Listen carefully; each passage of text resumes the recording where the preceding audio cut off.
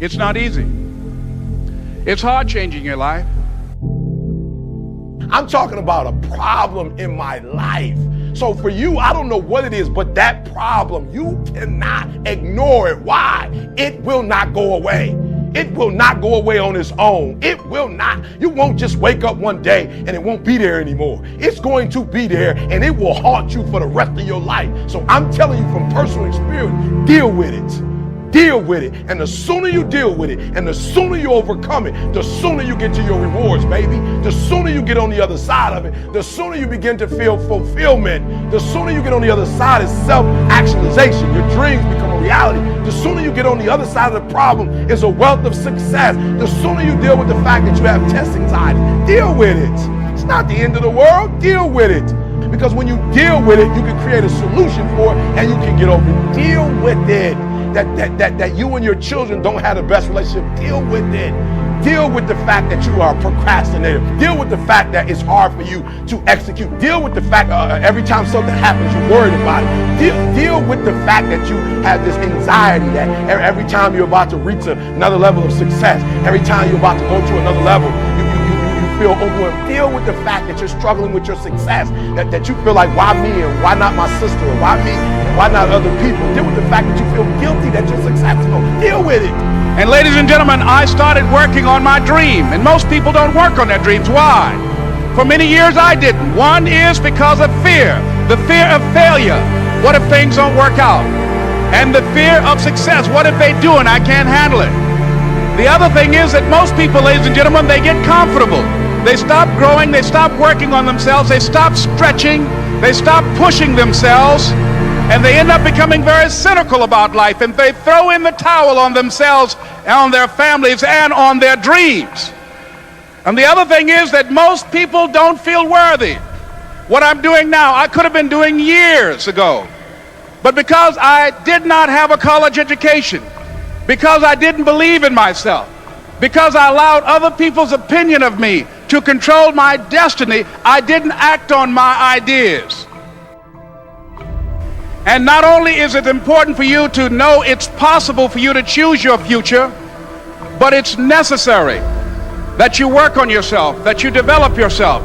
It's necessary that you get the energy drainers out of your life, people who don't want anything, people who are not striving, people who are not challenging themselves, people who aren't growing, people who have stopped dreaming.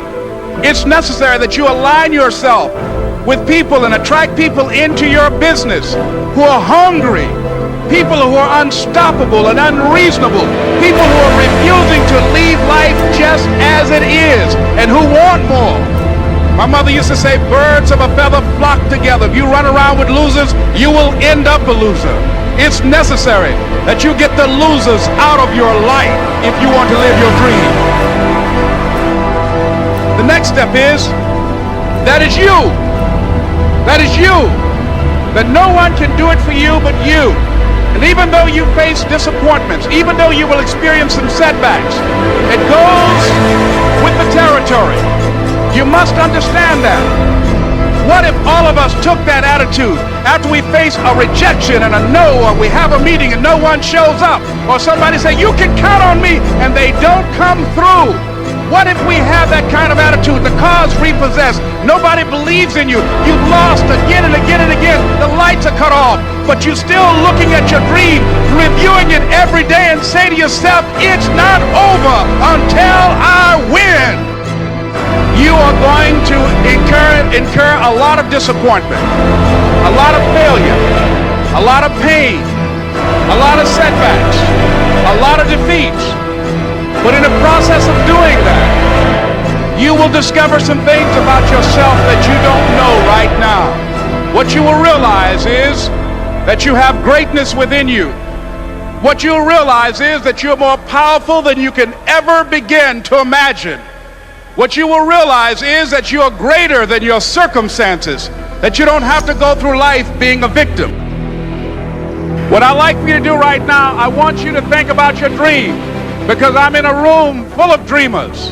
Think about your dream right now. I want you to think about it and envision it. Now, ladies and gentlemen, let me share something with you. I do not believe that any of us have dreams that were not given to us for the purpose of accomplishing those particular dreams. And I want to share something with you that has changed my life.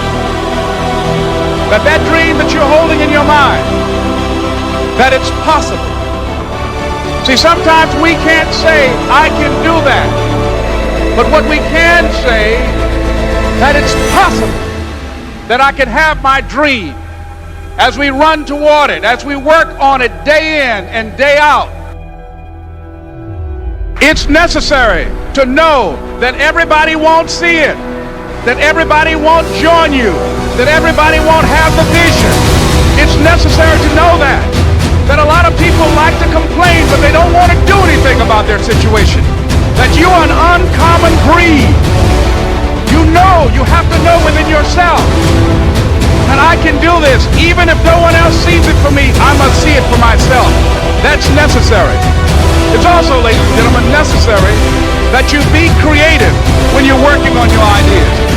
That you understand the importance of changing up. I can live my dream. It's necessary. I work on myself. Surround myself with winners. Become creative. It's me. I've got to make it happen. It's not over until I win.